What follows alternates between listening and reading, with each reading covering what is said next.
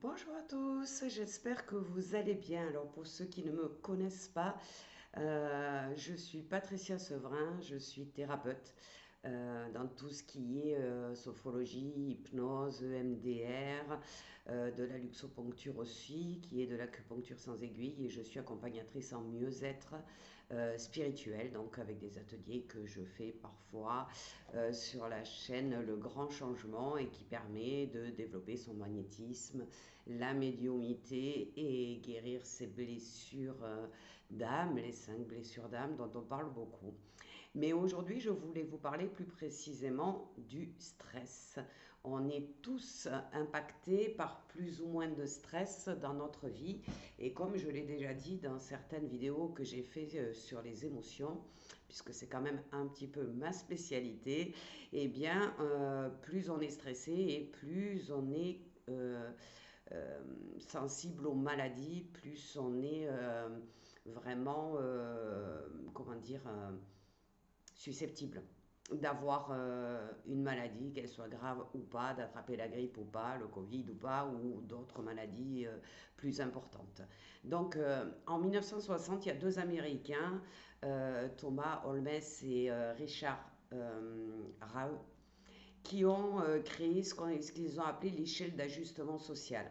C'est en fait un test d'évaluation de votre niveau de stress qui est maintenant un peu connu partout. Hein. Beaucoup de psys s'en servent pour des tests, etc. etc. Donc je vous proposais aujourd'hui, puisqu'on est en début d'année, de faire ce test pour voir un petit peu votre taux de stress sur l'échelle du stress euh, par rapport à ce que vous avez vécu en 2024. D'accord? Donc on va se focaliser uniquement sur 2024. Donc je vais vous donner des événements qui auraient pu vous arriver. Et s'ils vous sont arrivés, ben vous allez les noter et vous allez mettre un chiffre à côté que je vous donnerai qui va nous permettre d'évaluer à la fin de cette vidéo eh bien, votre taux de stress et ce que ça implique vis-à-vis de la maladie. Donc je vous invite à prendre une feuille de papier et un stylo. Si vous ne l'avez pas à portée de main, vous pouvez tout à fait mettre la vidéo en pause et reprendre le cours quand vous serez équipé. Et puis, si vous n'arrivez pas à suivre et que vous n'avez pas tout entendu, vous regarderez en replay plus calmement pour faire votre test vraiment juste. Alors, le premier événement, c'est le décès du conjoint.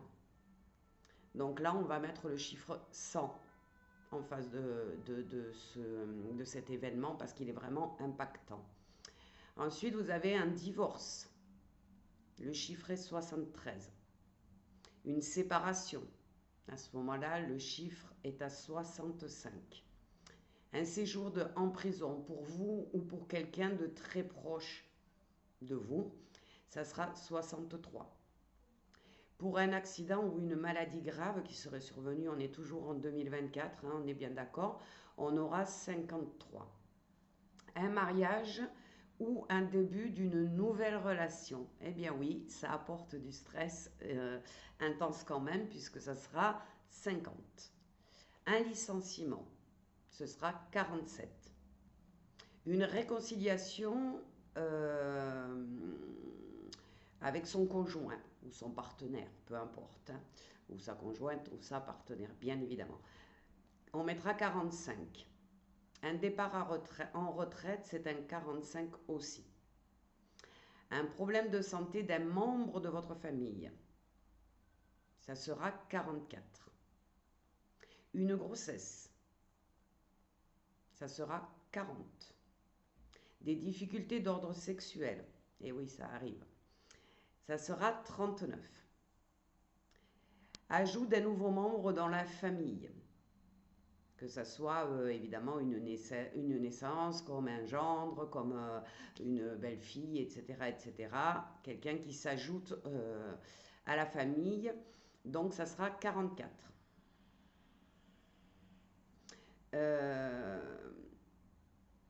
Un changement professionnel, qu'il soit positif ou négatif, ça sera 39. La modification de votre situation financière, qu'elle soit positive ou négative, ça sera 38. Le décès d'un ami intime, un proche, vraiment, ce qu'on appelle nos meilleurs amis, les vrais amis, ça sera 37. Un changement de carrière, on notera 36. Une augmentation des disputes et des querelles avec votre conjoint ou votre conjointe, ça sera 35. Une hypothèque, ça sera 31. Si c'est une saisie d'une hypothèque ou d'un emprunt, ça sera 30. Un changement de poste de travail, donc là on reste dans la même entreprise mais on change de poste, ça sera 29. Le départ de votre fils ou de votre fille du foyer, donc quand elle devient autonome, indépendante, on va dire, ou indépendant, on va avoir 29.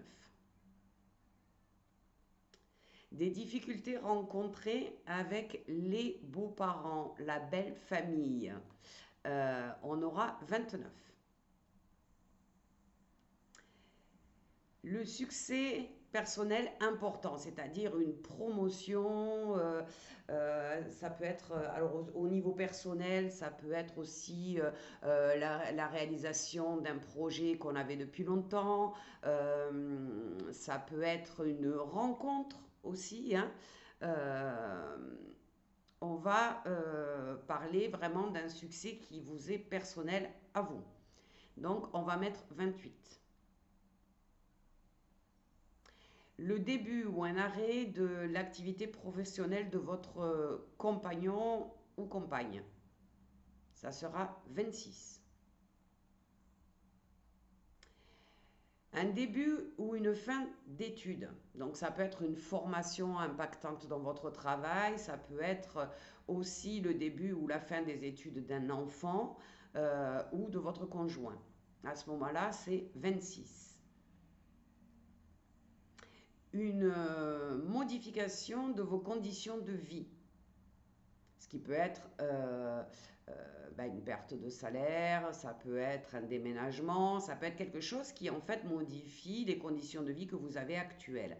Ça sera 25. Une modification de vos habitudes à vous, personnelles. C'est-à-dire, je ne sais pas, moi, vous avez plus de voiture, vous êtes obligé de prendre le bus, donc ça change vos petites habitudes de prendre votre voiture le matin. Ça peut être beaucoup de choses, hein. Vous allez faire les courses le vendredi, on vous a changé votre planning, donc désormais il faudra y aller le samedi. Voilà, ce sont des habitudes personnelles qui se modifient, ça sera 24. Une difficulté ou un conflit avec votre patron ou patronne, ça sera 23. Si en 2024, vous avez vu, il y a eu des modifications des heures ou des conditions de travail, à ce moment-là, ça sera 20. Si en 2024, vous avez déménagé, c'est 20 aussi. Si votre enfant a changé d'école, parce que vous avez déménagé justement, parce qu'il y a eu un changement par rapport au fait il était en maternelle, il va passer à l'école primaire, il était en CM2, il passe en 6e, eh bien, il y aura 20 aussi. Ça vous impacte aussi parce que vous vous inquiétez peu pour lui de savoir comment ça va se passer. Si en 2024, vous avez changé dans l'exercice de vos activités récréatives, c'est-à-dire que en 2024, en 2023, vous aviez l'habitude d'aller courir tous les samedis matins. Là, en 2024, vous n'avez pas eu le temps. Vous étiez abonné à une salle de sport en 2023, ça vous faisait du bien, une fois par semaine, vous y alliez, ça vous détendait, etc. Et puis là, malheureusement, financièrement, vous ne pouviez plus, ou alors vous n'aviez plus le temps. Donc là, ça sera 19. Si vous aviez des activités bénévoles en 2023 et que vous n'en avez plus en 2024 ou que vous avez changé d'association, si vous faites du bénévolat ailleurs, pour des raisons diverses, ça sera 19. Si, par rapport à la crise qu'on a passée depuis le Covid, hein, une crise financière un peu compliquée, il y a eu un changement au niveau de vos activités sociales. C'est-à-dire que par exemple, ben, avant, tous les week-ends, on allait chez des amis ou des amis venaient à la maison ou alors tous les samedis soirs, eh ben, c'était notre petite soirée récréative. On allait se faire un bon resto. Si on avait l'habitude d'aller au ski chaque année et qu'en 2024, vous n'avez pas pu le faire pour une question, ça peut être pécuniaire, mais ça peut être autre, hein. Vous étiez fatigué, vous aviez attrapé le Covid, vous étiez pas bien, etc., etc. Peu importe la raison, vous avez changé donc vos activités sociales, ça sera 18.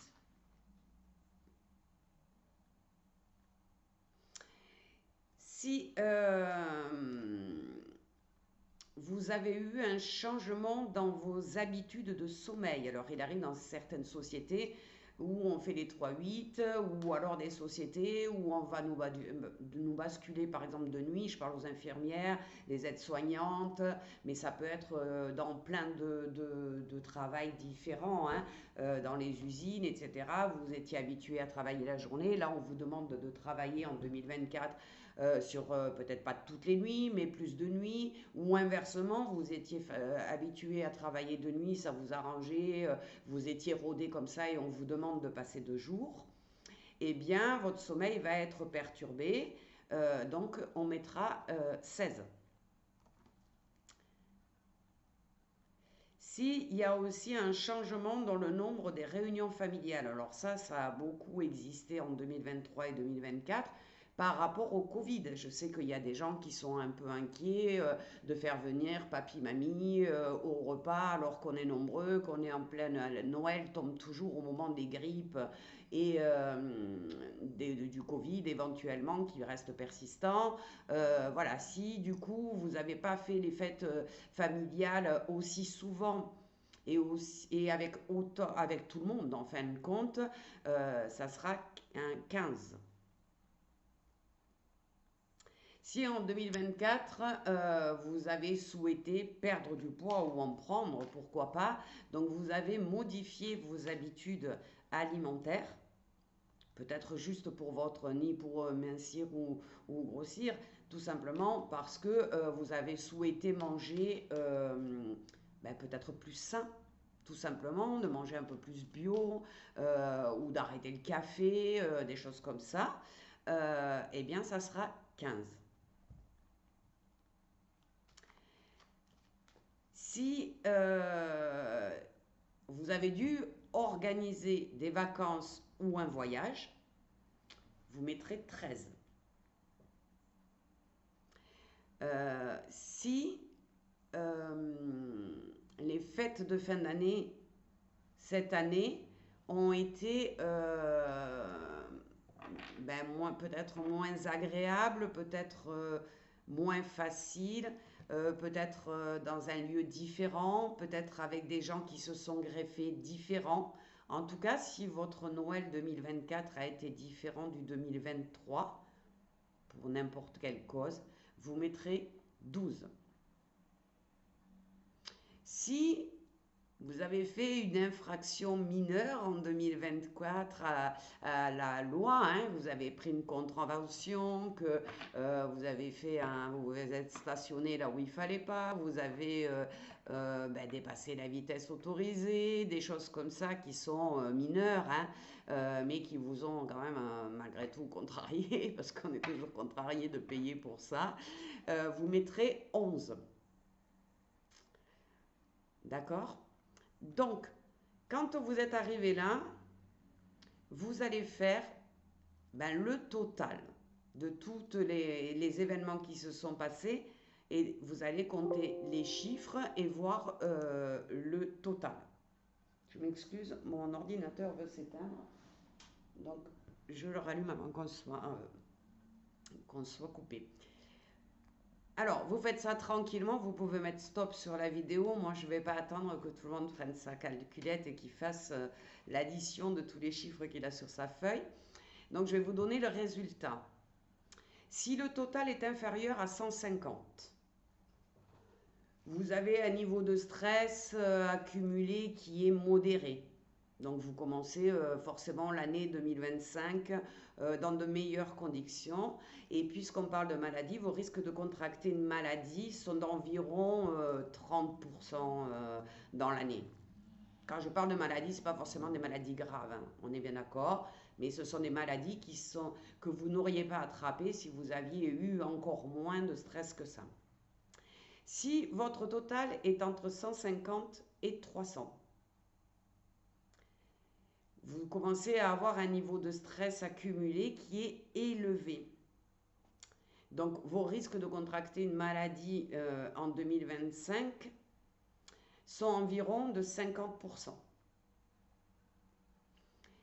Et si évidemment le total dépasse 300 points, vous avez un niveau de stress accumulé qui est très très élevé et vos risques de contracter une maladie sont d'environ 80%. Alors, il existe plein de techniques que vous connaissez certainement pour faire baisser son stress. Si par exemple vous êtes supérieur à 150, essayez de mettre dans votre vie des choses qui vont vous permettre de faire baisser votre stress. Allez vous promener dans la nature. Allez courir si vous aimez ça. Inscrivez-vous au sport. Méditez. Prenez du temps pour vous. Apprenez à vous reposer, à prendre des moments où vraiment vous ne faites rien, sauf vous occuper de vous. Faites-vous des petits plaisirs. Je ne sais pas, pour les femmes, allez peut-être faire un sauna avec votre mari, hein, même, puisqu'il y a des hommes qui font du sauna quand même. Euh, Essayez d'aller chez le coiffeur, de vous faire les ongles si vous aimez ça. Essayez de recevoir du monde, de renouer avec vos amis et de vous voir plus souvent. Si vous en avez les moyens, partez en vacances, mais un voyage simple qui n'est pas stressant à organiser. Partez un petit week-end, vous avez juste un hôtel à réserver dans un endroit que vous aimez bien.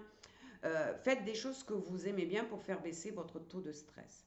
Après, quand on arrive à 300 points, honnêtement, c'est très difficile de le faire baisser tout seul, ce stress. Donc, essayez au moins d'identifier par rapport déjà à ce test ce qui a pu faire monter votre taux de stress. Et moi, je vous conseille sincèrement de vous faire aider, de vous faire accompagner parce que ça veut dire qu'il y a des traumas ou des événements dans cette année 24 que vous n'avez pas dépassés, qui sont toujours en vous et que vous avez du mal à digérer, si je peux dire, si je peux me permettre de le dire comme ça. Donc ça vous permet, en ce début 2025, de voir un petit peu comment vous commencez l'année. Si vous commencez avec 300 points, comme je vous dis, prenez une décision et trouvez une solution, que ce soit un thérapeute, que ce soit vous inscrire à de la gym, que ce soit des choses que vous allez faire par vous-même, tout simplement, mais faites quelque chose. Parce que si vous accumulez à ces 300 points l'année 2025 avec des événements qui vont se produire, parce qu'il y a rarement une année où on n'a pas d'événements qui se produisent, là vous êtes dans le risque quand même d'attraper une maladie grave.